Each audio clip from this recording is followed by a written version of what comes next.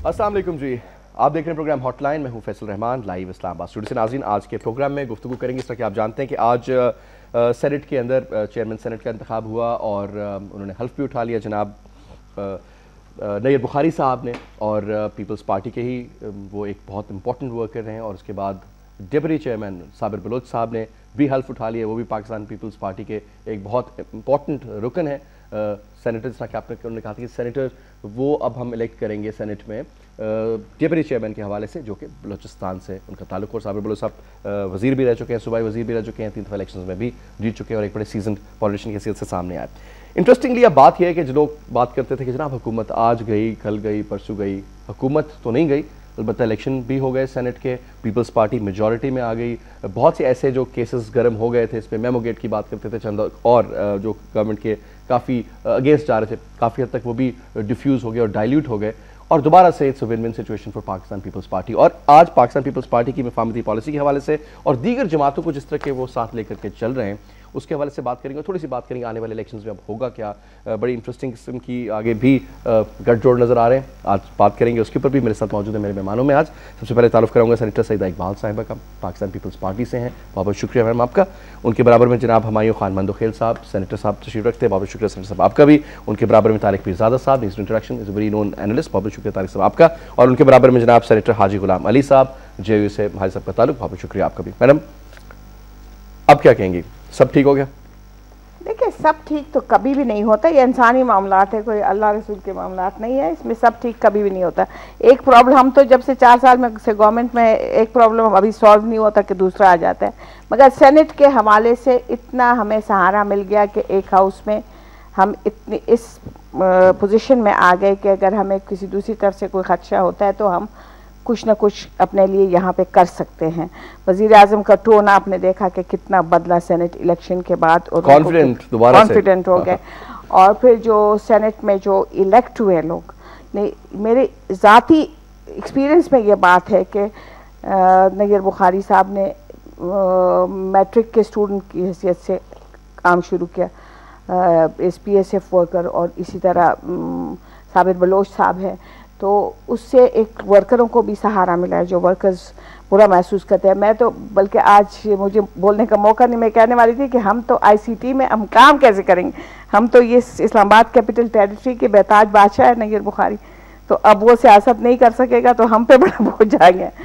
तो बात ये कि कुछ ना कुछ तो फ़ायदा मिला है, और बहुत फ़ायदा मिला है कि अपर हाउस में एक रीज़नेबल नंबर हमारा इतना आ गया कि हमें संभाला मिलेगा उससे। मगर मामलात वहाँ ख़त्म नहीं होते, वी हैव टू डिलीवर। हम लोग वो चीज़ें डिलीवर नहीं कर सके। अगर आप on the surface of it, ये अमेंडमेंट हो गई, ये NFC अवार्ड हो गया, वो अपनी जगह है, उसको इंटेलेक्चुअल्स या पार्लियामेंटेरियन समझेंगे, मगर जो अवाम के मसाइल हैं वो अभी तक डिलीवर हम उसमें नहीं कर सके, चाहे वो टेररिज्म की वजह से हो, चाहे वजूहात कुछ भी हो, मगर अवाम अपने मसाइल का हल चाहते हैं। हमारा वर्कर भी रोज़गार चाहता है, बहुत से अपने दूसरे मसाइल, तालीम और हेल्थ के मसाइल वो हल करना चाहते हैं, तो उस पर तरफ तवज्जो देने की ज़रूरत है। अभी there is lot more to do. मैं अब आते सेकंड में जनाब सेनेटर साहब, आपको क्या लगता है? यही सवाल जो मैंने पूछा कि अब तो मेरे ख्याल में सब चीज़ें, सब बादल जट गए, सब सही हो गया। वो सेनेट में सीटें ज़्यादा विन करने का उसके तो बहुत सारी वजूहत हैं। एक तो ये कि सारे स्ट्रीट स्मार्ट हैं, जैसे जरदारी साहब, चौधरी साहब, MQM वाले, दूसरे, ये जोड़ तोड़ और इस किस तरह से एडजस्टमेंट करनी है सारे इनके अलाइज, तो उसमें उन्होंने, वैसे भी उनकी मेजॉरिटी थी, अलाइड पार्टी से, तो सब जरदारी साहब क्यू को पहले ले आए, तो अब ज़ाहिर है फिर वो MQM और सब ANP सब उन्होंने आना था उनके साथ, तो वो तो गए। लेकिन आप देखें कि जी तमाम कामयाबियों के बाद कि जी उनकी गवर्नमेंट भी स्टेबल है, MQM भी उसी तनख्वाह पे काम कर रही है, मौलाना साहब अपनी जगह पे अपोजिशन में बैठे हुए, उनको भी वो नहीं मना रहे, उनके पास जा नहीं रहे। चौधरी साहब भी उनके साथ हैं, हालांकि उन्होंने उनसे वादा किया था कि शायद डिप्टी चेयरमैन का लगता था कि उनको देंगे, लेकिन वो भी नहीं मिला, वो भी उसी तनख्वाह पे काम कर रहे हैं। लेकिन अवाम अपनी जगह पे, मुल्क के मसाइल अपनी जगह पे हैं, महंगाई, बेरोजगारी, लॉ एंड ऑर्डर, दहशतगर्दी। सवाल ये कि सियासत के हवाले से अगर हम बात करें, वो तो आपके मसले मसाइल तो डेफिनेटली हैं, लेकिन आप नहीं समझते कि अब पीपल्स पार्टी बहुत सेफ हो गई है? कुछ अगले इलेक्शंस के लिए भी ठीक है, मतलब अगले इलेक्शन का कुछ नहीं कह सकते थे कि अगले इलेक्शन में बहुत डिफरेंट सिनेरियो होगा। देखिए उसमें तहरीक इंसाफ एक फोर्स के तौर पे आ रही है, ठीक है ना, अब आप डैमेज करेगी सर? मुझे तो जो मेरा अपना जाती ख्याल है, सबको मेरे ख्याल डैमेज में तो करेगी, लेकिन People's मेजर Party का जो vote bank मेजर intact नुकसान है PMLN को पहुंचाएगी। मेजर नुकसान है पख्तूनख्वा में, आपको ये चांस भी है कि हो सकता है गवर्नमेंट बना ले। अभी अमीर मुकाम वाला ग्रुप मालाकंड का सारा उनके पास आ रहा है, उसके अलावा काफी स्ट्रांग है। सब ANP, जमीयत और पीपल्स पार्टी, नून, सबको वहां पे भी खराब करेगी। तो ये वहां पार्लियामेंट आएगा जिसमें PMLQ भी शायद अगर होगा, अगर उन्होंने अपने PML को इम्प्लीमेंटेशन नहीं हुई तो पीपल्स पार्टी कुछ सीटें ले जाएंगी, PMLN हो सकता है वो भी ठीक ठाक सीटें ले जाए और इमरान खान भी ले जाए, तो किसी की मेजोरिटी फिर भी कोएलिशन गवर्नमेंट बनेगी। लेकिन ये समझ में इस वक्त नहीं आ रहा कि जी किसकी कोएलिशन गवर्नमेंट में लीड कौन करेगा। लीड वही करेंगे जो करेंगे। तारिक साहब, आपको क्या लगता है कि आइंदा इलेक्शंस में ये जो इस वक्त का मौजूदा सेटअप है, इसी किस्म का सेटअप होगा या कुछ चेंज देखते हैं आप? देखिए, जहाँ तक इलेक्शन का ताल्लुक है सेनेट के, तो ये बुनियादी तौर पर एक गैर मुंतखब इदारा है। बराह रास्त इंतखाब से इसका कोई ताल्लुक नहीं है। ये पार्टियों की इनफरादी, ज़ाती, दरमियानी सियासतों और चालाकियों के नतीजे में और सौदेबाजियों के नतीजे में मुंतखब होने वाले चंद अफराद हैं जो जिनके चेहरे बदल कर आ गए हैं। और इस दफ़ा अगर पीपल पार्टी को मिल गई हैं कुछ ज़्यादा सीटें या कुछ को कम मिल गई हैं, ये मैं नुक्ता ये कहना चाहता हूँ, ये कोई बराह रास्त मुंतखब अदारा नहीं है सर। बेशक नहीं है, और ये बड़ा सानिया है ना। मैं जरा इस बात की तरफ आ जाऊँ, बड़ा सानिया है। मैं एक बड़ी बात कर रहा हूँ सतह पर रहकर। बाकी कि जाती तौर पर पीपल पार्टी को फायदा पहुंचा है, बिल्कुल पहुंचा है। जिनकी सीटें ज्यादा होंगी उन्हें फायदा ही पहुंचेगा। लेकिन अब वो आने वाले इलेक्शन में जिसकी तरफ आपने इशारा किया है, असल में बुनियादी बात तो कौमी असम्बली का इलेक्शन है। उसके अंदर अगर इमरान खान को बड़ी गलतियां नहीं करता है, और मैं नहीं कहता कि वो नहीं कर सकता, तो यकीनन इस मुल्क में एक तब्दीली की लहर आएगी। उसे भी मखलूत हुकूमत शायद बनानी पड़े, हम इससे इनकार नहीं कर सकते। आप इमरान खान को आप कंसिडर कर रहे हैं कि 25-40 वोट सीटें निकालें शायद? अगर आप उनको अगर उसका मोमेंटम इसी तरह कायम रहता है तो इसमें कोई शुबा नहीं है कि वो उससे भी कहीं ज्यादा सीटें ले सकता है। विनिंग हॉर्स है, विनिंग हॉर्स है। अच्छा, बिल्कुल है। आप नहीं समझते कि सिंध में जो वोट बैंक है पीपल्स पार्टी का या नून लीग का, जो पंजाब के अंदर इस मुल्क में जो हुकूमत बननी है, मजहबी जमातें, इस मुल्क में जो हुकूमत तश्कील पानी है, उसका बुनियादी जो उसकी जो बुनियाद है वो पंजाब की सीटों से है। इधर आप समझते हैं कि डैमेज होगा?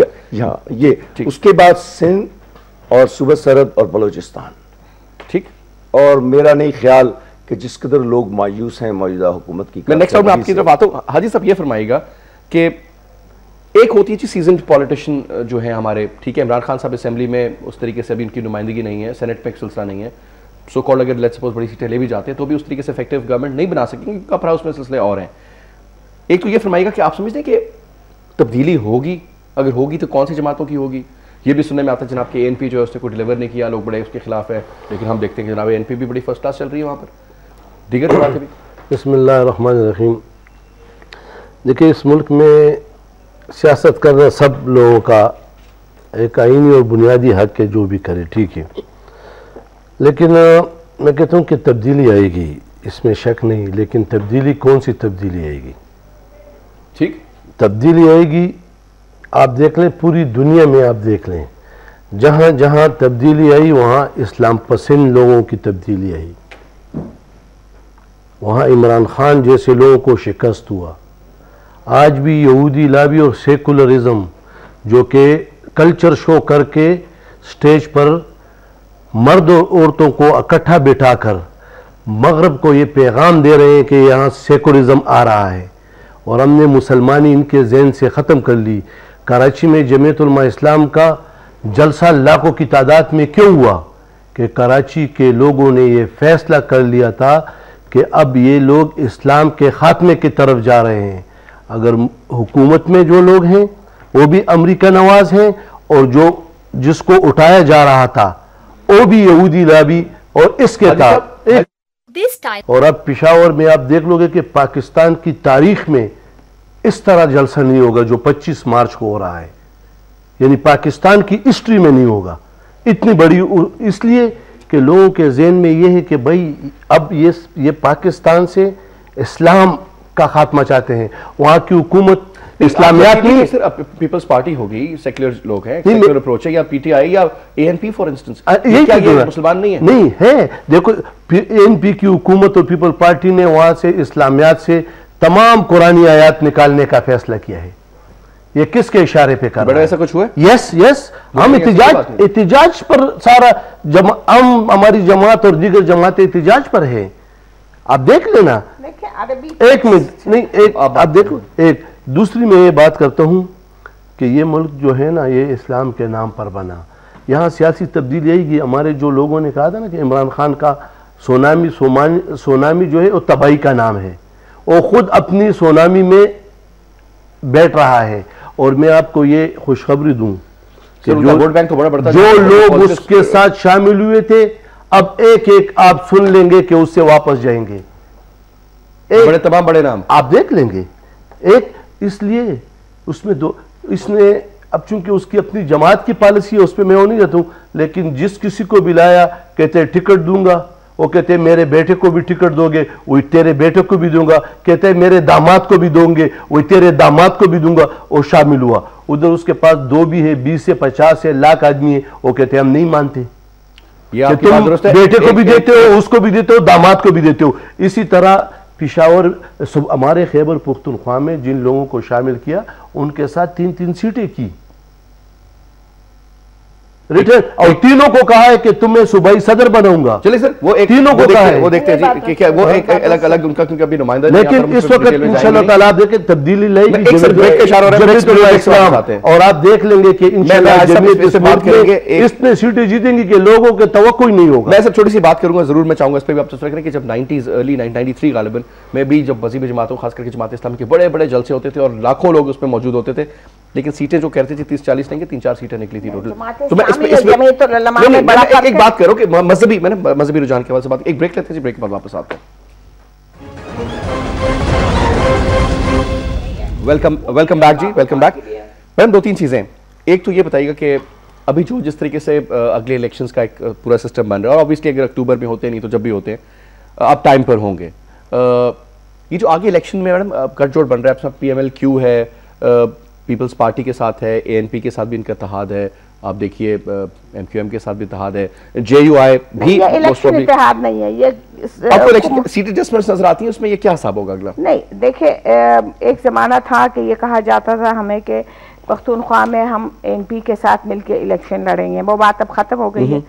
हम लोग इलेक्शन सब अपने अपने तौर पर लड़ेंगे, मगर लोकल सतह पर, जैसे एक डिस्ट्रिक्ट में अगर हम मौलाना साहब के साथ सीट एडजस्टमेंट कर सकते, किसी और डिस्ट्रिक्ट में मौलाना साहब और MP का, ये लोकल लेवल पे लोग आपस में कर सकते हैं, मगर जमातों का इत्तेहाद जो है वो हुकूमत की हद तक है, वो उसमें नहीं होगा। आप वर्कर लेवल पर PMLQ का वोट है और पीपल्स पार्टी का वोट पीपल्स पार्टी ऊपर बेशक मिल जाए, ग्रासरूट लेवल पर मसले हैं। हमने और MP के साथ भी इत्तेहाद किया, इलेक्शन में Q के साथ भी किया, मगर फिर हमारा वोटर घर से नहीं निकला। अगर कैंडिडेट हमारा है तो MP का वोटर घर से नहीं निकला।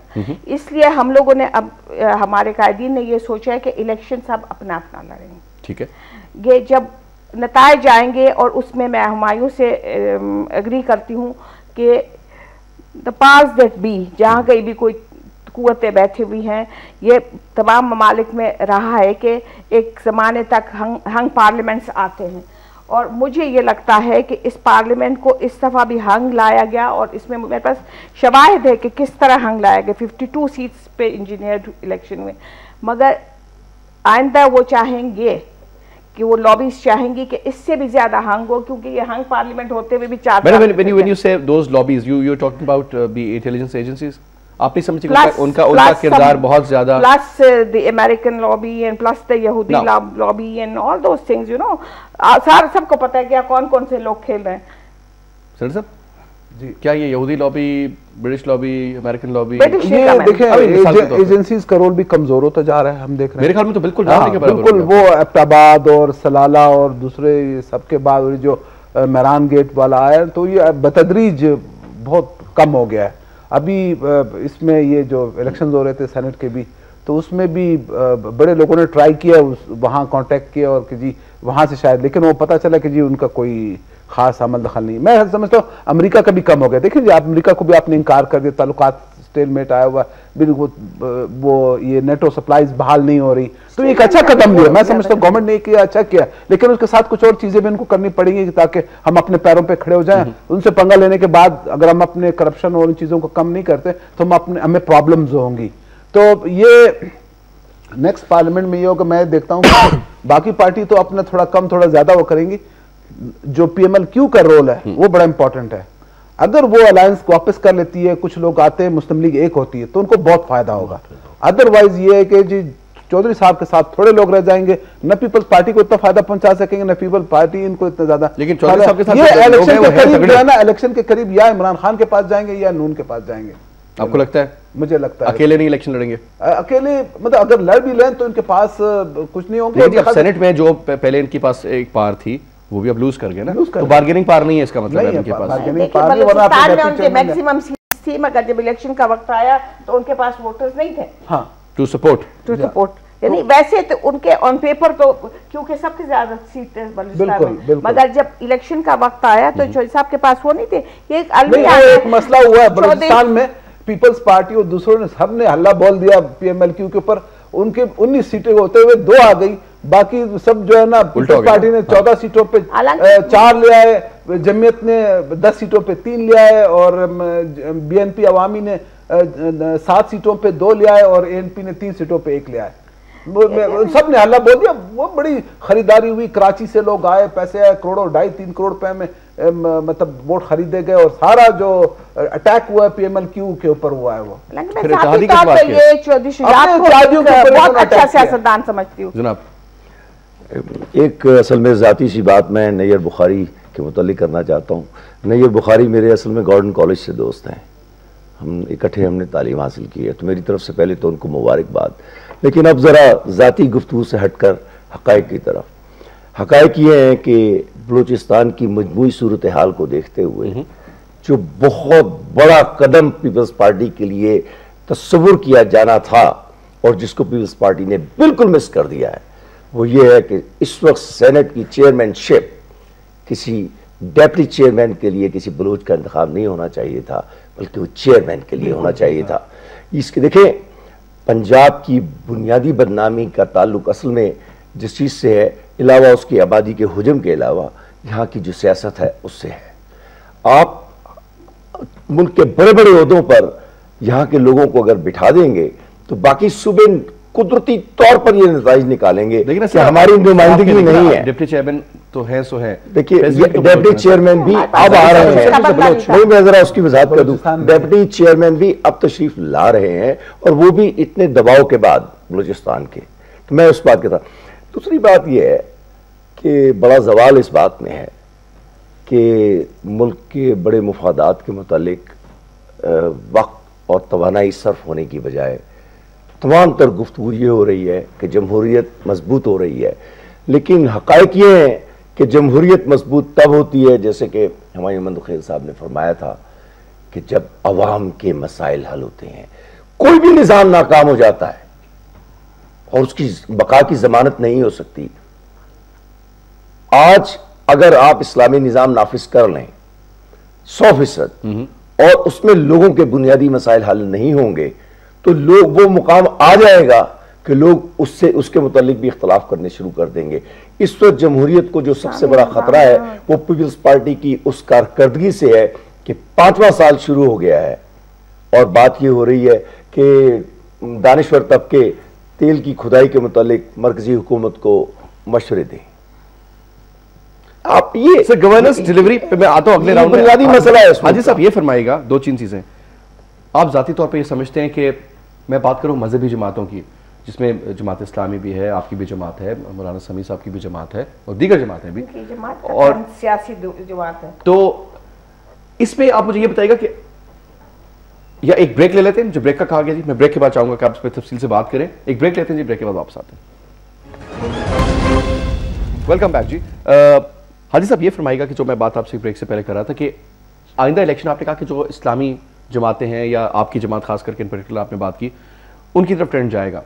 आप समझते सर आप ओवरवेलमिंग मेजॉरिटी लेंगे? ये मुझे आपकी बात समझ नहीं आई थी, थोड़ा सा मैं चाहूँगा उस पर तबसरा कीजिए। देखिए इंशाअल्लाह ताला बलूचिस्तान और खैबर पख्तूनख्वा में जो सियासी जमात है वो सिर्फ GUI है, बाकी खान खवानीन है। एनपी पीपल्स पार्टी नहीं, अब देख लेगा, नहीं वो इस तरह नहीं है ना, वो अफराद है कि अगर ये सरदार इसमें शामिल हो गए वो सीट जीते हो। लेकिन हमारे जो लोग हैं, मंदू खेल साहब उस इलाके से ताल्लुक़ रखते हैं, और बिल्कुल ऐसे जैसे आपके नीचे बेंच पे बंदा बैठा है और वो मुसलसल जीत रहे हैं, और बड़े इसको कहते हैं जमात।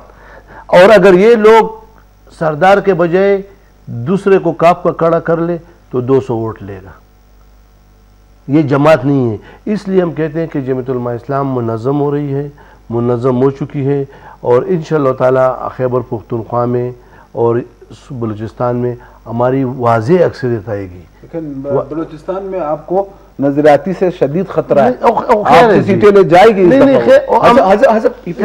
पिछले एक्सिस में क्या वजह हुई थी कि आप लोग नहीं आ सके? हम आ गए तो हुकूमत नहीं आ गए, एनपी की हुकूमत तो नहीं हम आए ना जी। देखिए हमारा, आप ज़रा जो एनालिसिस करते हो ना तो उससे ज़रा 2 कदम पीछे जाएं। मसलन हम जमीयत उलमा इस्लाम एक दीनी और सियासी जमात है और वोट के ज़रिए तब्दीली पे यकीन रखती है। हमारे सूबा खैबर पुख्तनख्वा में हमेशा 2 सीटें हुआ करती थी, 2 आदमी हमारे आते थे। हमने एक दफ़ा हुकूमत कर दी, जब हुकूमत कर दी उसके बाद फौरी इलेक्शन हो गए। जब इलेक्शन हो गए हमने 15 सीटें इंडिपेंडेंट पोजीशन में जीती। 15 सीटें हमने 200, 300, 500, 1000 वोटों से हारी, बावजूद इसलिए कि MMA टूट भी गया। लेकिन अभी लगता है कि MMA बनेगा, हमारा कि MMA बने, और हम मौलाना फजल रहमान उसके लिए कोशिश कर रहे हैं। कौन सी जमातों के साथ आपने राब्ता वही किया? पुराना, सब पुराना जमात, सब राजी है मां सेवा, सब राजी है मां सेवा जमात इस्लामी के, उसके भी कुछ है, लेकिन हम कोशिश कर रहे हैं। लेकिन हम सियासत उनके बैसाखियों पे नहीं कर रहे हैं। लेकिन हमारे, मैं जो कहना चाहता हूँ ना, ये है कि आप हिस्ट्री देख लें। पीपल्स पार्टी ने वहाँ हुकूमत की थी, जब दोबारा इलेक्शन हुआ 3 सीटें नहीं ली, एक दफ़ा तो कोई असम्बली का 1 सीट भी नहीं लिया। एनपी ने हुकूमत की थी पिछले, तो फिर दूसरी दफ़ा 60% सीटें कम ली। लेकिन हमने अपनी सीटें 2 के बजाय 15 कर दी, यानी हमने तरक्की की है, ऐसे नहीं। और अब इस दफ़ा आप देखेंगे इंशाअल्लाह, क्योंकि हमने डिलीवर किया है, हमारे लोगों सब उन अवाम के साथ होते थे। हमने महंगाई, बदमनी, बेरोजगारी को कंट्रोल किया, हमसे कोई ऑपरेशन नहीं हुआ। क्या कंट्रोल किया सर? आप हमेशा शामिल, अभी फिर आप चले हुकूमत से अलग हो गए, लेकिन नहीं, जब हमारी हुकूमत थी उधर, नहीं मैं अपनी हुकूमत नहीं, मैं अपनी हुकूमत की बात करता हूँ। जब सूबे में हमारी हुकूमत थी, एक ऑपरेशन हमसे नहीं हुआ, न कोई एक्शन कर। आज हुकूमत रुक जाएगा जी। आज सुबह में अमलन, अगर आप किसी से भी पूछ ले, किसी 17 ग्रेड अफसर से पूछे, अमलन हुकूमत वहां फौज चला रही है। अमलन DCO को भी आप नहीं बदल सकते, एक DSP को तब्दीली उनसे आपको इजाजत लेनी पड़ेगी।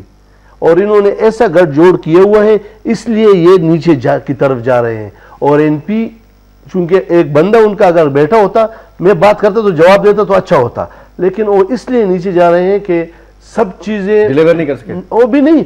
और हुकूमत उन्होंने बिल्कुल अमेरिका से गठजोड़ किया हुआ है, ये सब कुछ होता है। एक बयान उनका नहीं आता है कि क्यों हर रोज, देखो मैं पाकिस्तानी हूं, मेरा दिफा किस पर फर्ज है? अगर एक शख्स पाकिस्तानी उठ के मेरी बेइज्जती करते तो मैं खुद कानून के पास जाऊंगा या खुद अथॉरिटी को। लेकिन अगर एक मुल्क आता है और हर रोज ड्रोन हमले करके 20-20 आदमी मारता है और किसी की तरफ से बयान भी नहीं आते हुकूमत की तरफ से, तो इनका मतलब है कि ये मुआहिदा है। तो ये मुआहिदा है। आप समझते हैं अगर आप गवर्नमेंट में आते हैं बिल्कुल तो आप रोक लेंगे? हमने पहले भी रोका था, हमने न फौजी एक्शन की इजाजत दी थी पूरे 4-5 साल में, और न ही हमने किसी को हुकूमत में मुदाखलत की इजाजत दी थी। हम आज भी कहते हैं, देखिए एक मौजूदा हुकूमत ने जो 18वीं, 19वीं और 20वीं तरमीम किया, उन लोगों के बहुत हाथ काट दिए। आज देखो सियासी बैसियत सियासी कारकुन, मेरे आधार इख्तिलाफ हो पीपल्स पार्टी से, लेकिन आज ऐवान में GA भुट्टो के नारे लग रहे थे। क्यों? नहीं, ऐवान में क्यों? आज क्यों ऐवान में ज़िया-उल-हक का नारा नहीं लगता है? आज क्यों ऐवान में अयूब खान का नारा लगने वाला कोई नाम नहीं ले सकते? आज मुशर्रफ का नारा क्यों नहीं लग सकते? इसलिए कि वो अवामी लोग नहीं थे, और असम्बलियों पे डाका डालते थे, और अब इस तरह कानून साजी हो गई, अदलिया भी आज़ाद है, पार्लियामेंट भी मौजूद, अब इस तरह डाका नहीं डाला जाता। और एक में अगर फौज हमारा दिफा है, हमारी कुव्वत है, हमें अब चाहिए कि हम सोचें कि सियासी जमातें, अवाम फौज की पुश पर खड़े हो, और फौज के लिए हम सब कुछ, अगर वतन पे कोई वो आता है तो कुर्बान करे, लेकिन फौज को भी जमहूरियत के पीछे खड़ा होना चाहिए, साजिशों से हटकर। ठीक मैडम, रोल पैसा फौज का किरदार की बात करते हैं, हमेशा एजेंसीज के ऊपर इल्जाम लगते हैं कि जनाब एजेंसियों ने ये करा लिया, वो कर। अभी आपने कहा जी कि 52 ऐसी सीट थी जिनके ऊपर इंजीनियर इलेक्शन था, तो मैंने आपसे पूछा किसने, तो ऑब्वियसली रिकॉर्ड। मैडम, अभी क्या ये मुमकिन है कि अगले इलेक्शंस में भी कुछ 19-20 हो?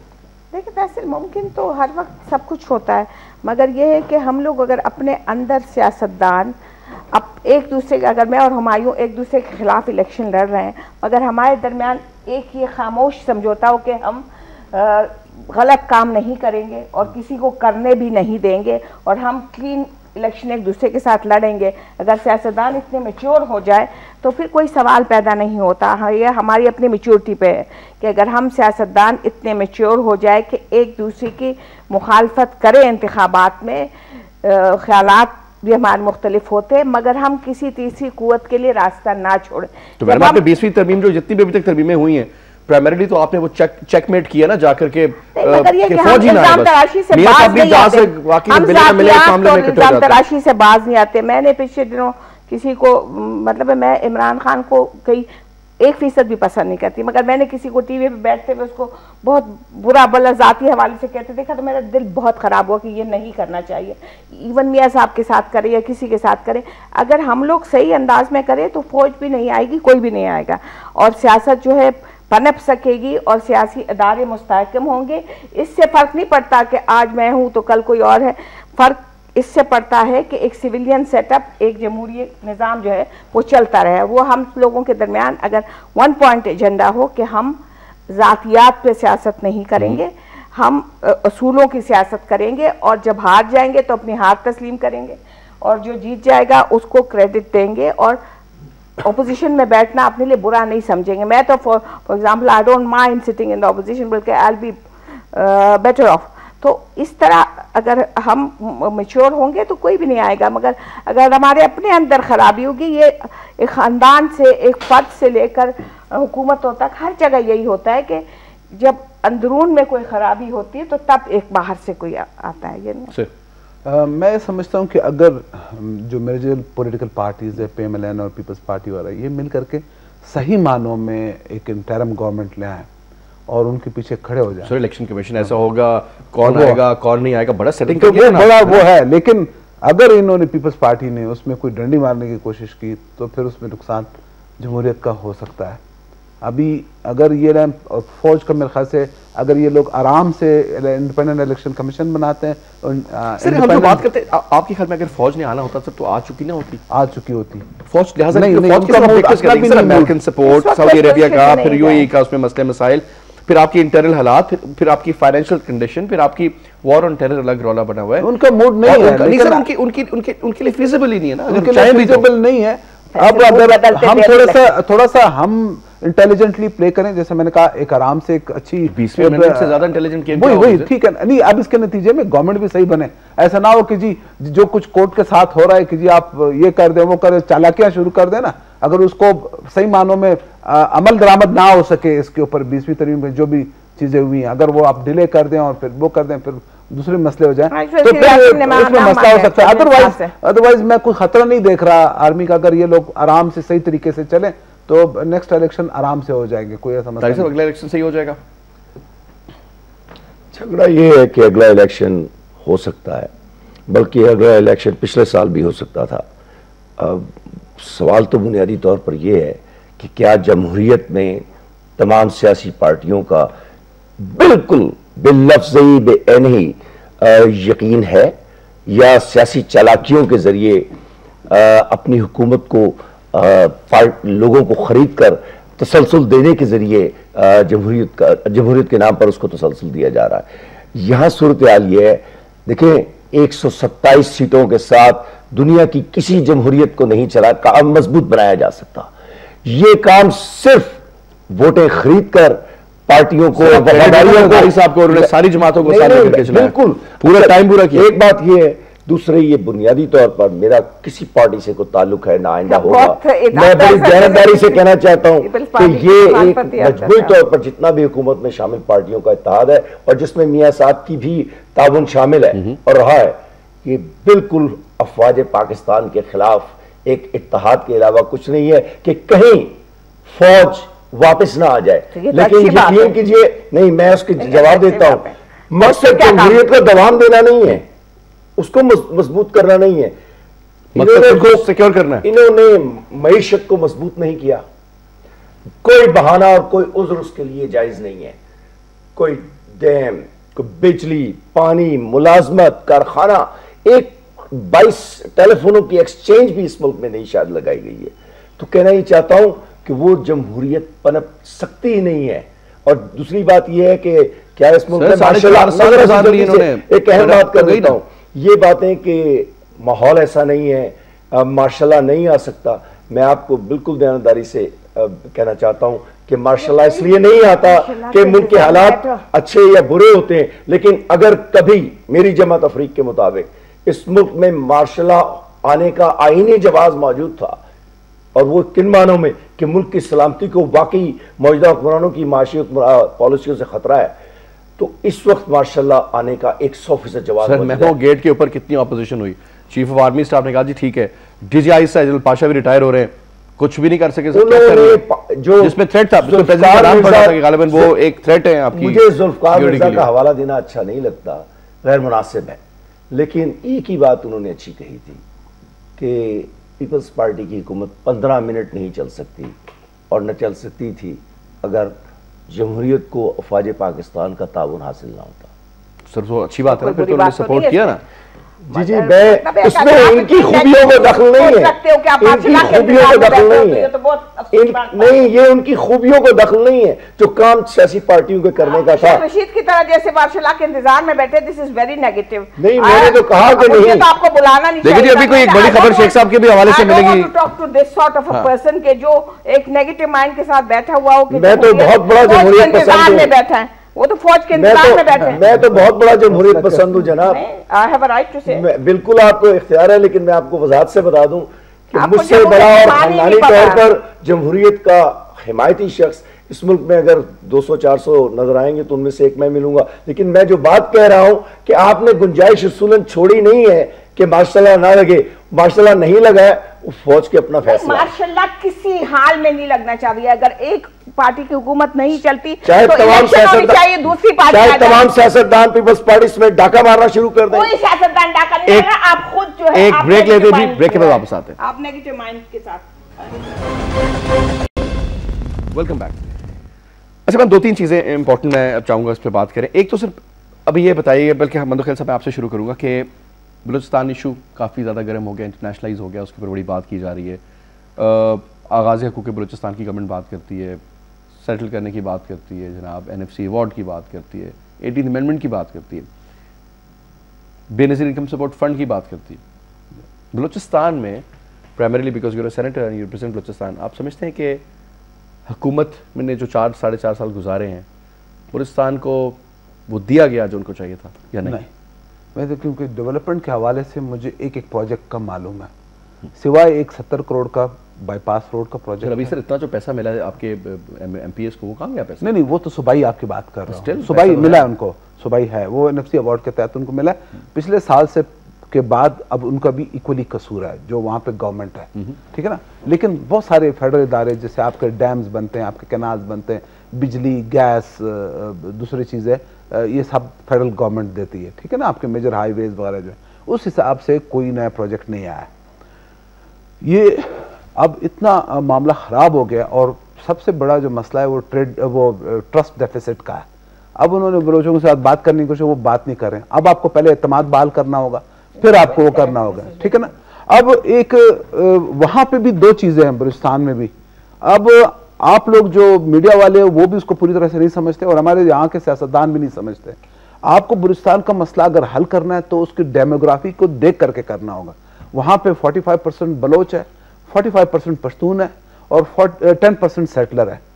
इस वक्त वहाँ पे जो पश्तून है उसको आप कह रहे हैं कि जी फाटा के बाद सबसे मजलूम कौम बलूचिस्तान की वो, उसकी कोई शनाख्त नहीं।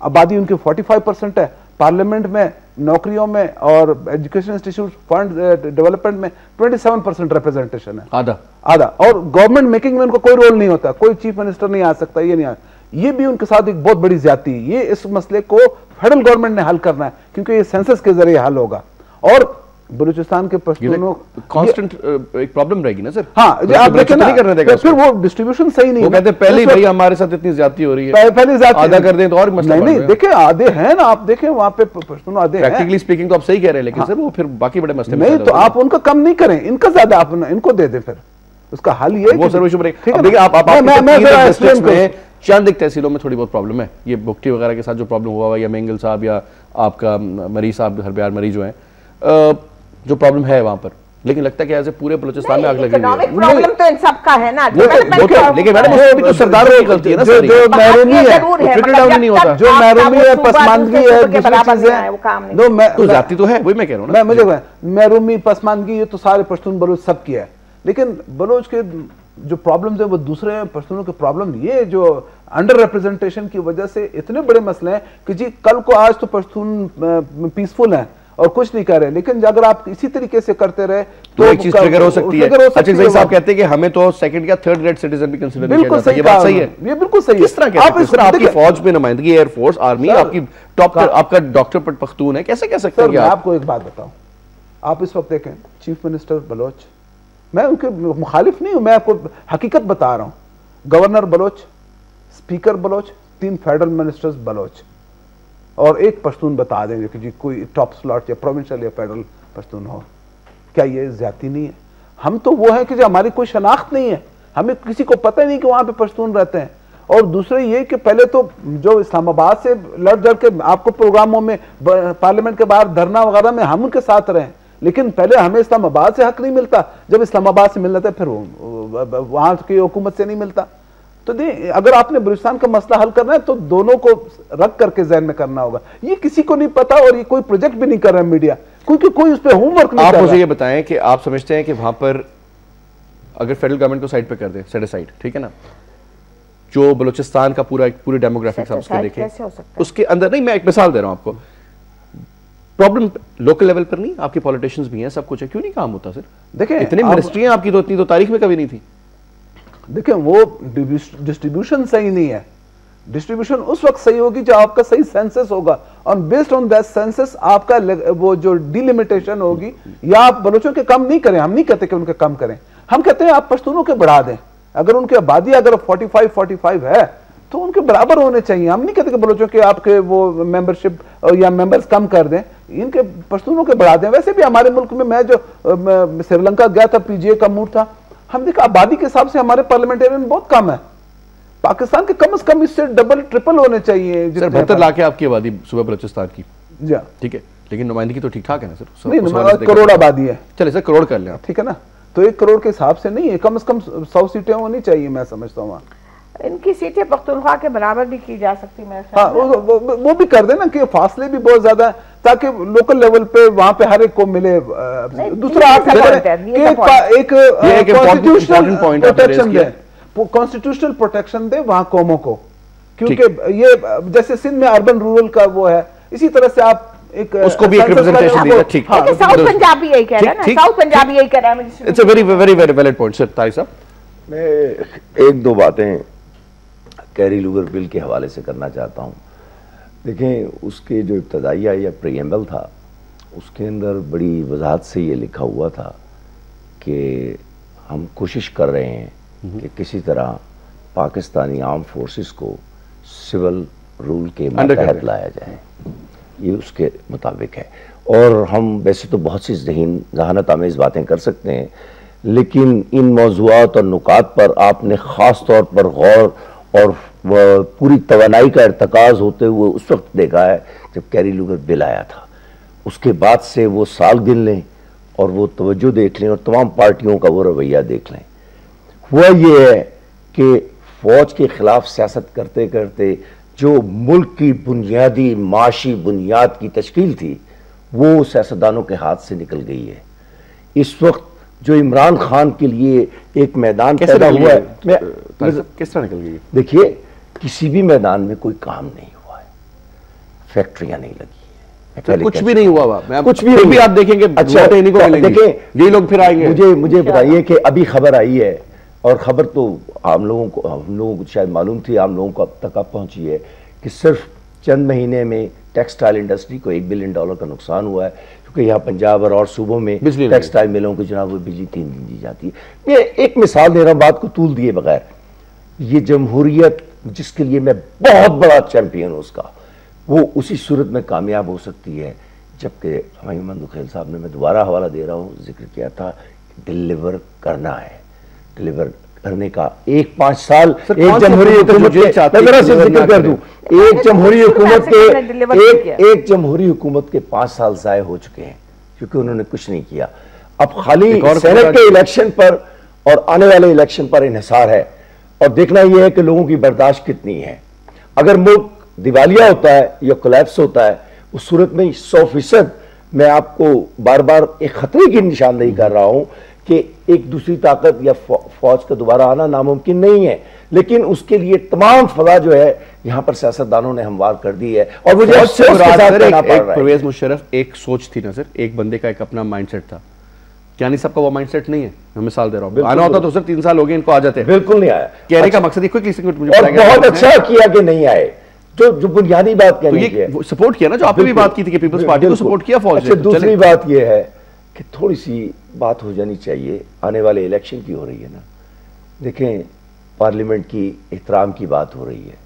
अब एक फॉरेन पॉलिसी के लिए कमेटी बनाई है इन लोगों ने, ठीक है, तजावीज़ चली गई हैं, ये लोग उस पर जाकर बैठ गए हैं। कौन बैठा है? अब देखे ना, उसके लिए तो हम ये नहीं कह सकते कि सैयद मोहम्मद तारिक पीरजादा और हुमायूं मंदुखेल साहब बैठ गए हैं उसके ऊपर। उस पर तो हुकूमत बैठ गई है, उसको आगे नहीं आने दे रहे हैं, क्योंकि उन तजावीज़ पर अगर अमल होगा तो बहुत सी ऐसी बातें जिनसे हुकूमत को वाशिंगटन से नुकसान पहुंचे, हुकूमत को, मुल्क को नहीं, ठीक, उस तरफ ये लोग जाना नहीं चाहते। चुनाचे वो जो पार्लियामेंट को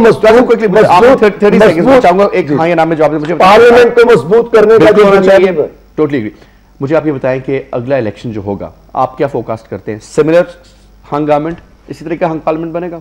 थोड़ा सा मुख्तलिफ होगा, लेकिन तकरीबन यही होगा जो 19 में। तकरीबन नहीं, अगर आने वाले दिनों में इमरान का मोमेंटम जारी रहता है, और मैं उसको उतना ही मुसलमान समझता हूं जितने मौलाना साहब हैं। मुझे बड़े अफसोस से कहना पड़ता है कि यहूदी लाबी से मिलाना इतनी गलत सियासत है, तो वो मुल्क की जमहूरियत की भी खिदमत नहीं है। ठीक, उससे मुझे तवक्को है होगा हंग पार्लियामेंट। अब ये मेजॉरिटी पार्टी सबसे ज्यादा, पीपल्स पार्टी कम से कम ज्यादा सीटें नहीं ले जाएगी। हो सकता है PMLN ले जाए, या हो सकता है इमरान खान ले जाए, इन दोनों में से कोई। आपने इन दोनों का क्लैश पीपल्स पार्टी को विन-विन बना देगा? मैंने तो कुछ कैलकुलेट नहीं किया, और हम लोग तैयार है। हमने कभी ये नहीं समझा कि ये अगला इलेक्शन हमारा होगा, क्योंकि सिटिंग गवर्नमेंट की जो मुश्किलात होती है या हमारी चले जो कुछ भी, मगर जो हमारे मुखालफीन है और जो एनालिस्ट है उनका अंदाज़ा ये है कि हमारा एज होगा और इंशाल्लाह होगा। चलें, बहुत बहुत शुक्रिया अदा करता हूँ जिन्हें यहाँ पे सेनेटर सैयद इकबाल साहिबा का, और हुमायूं खान मंदुखेल सेनेटर साहब का, आपका भी, तारिक पीरजादा साहब बहुत शुक्रिया आपका, और राजी सेनेटर हाजी गुलाम अली, थोड़ी देर पहले हमें क्योंकि उन्होंने मौलाना साहब के पास जाना था, उनकी मीटिंग थी, और उनका भी बहुत बहुत शुक्रिया वो प्रोग्राम में आए। इसके साथ ही जी कल फिर मुलाकात होती है ट्यूसडे को 8 o'clock, तब तक के लिए इजाज़त दीजिए, खुदा हाफ़िज़।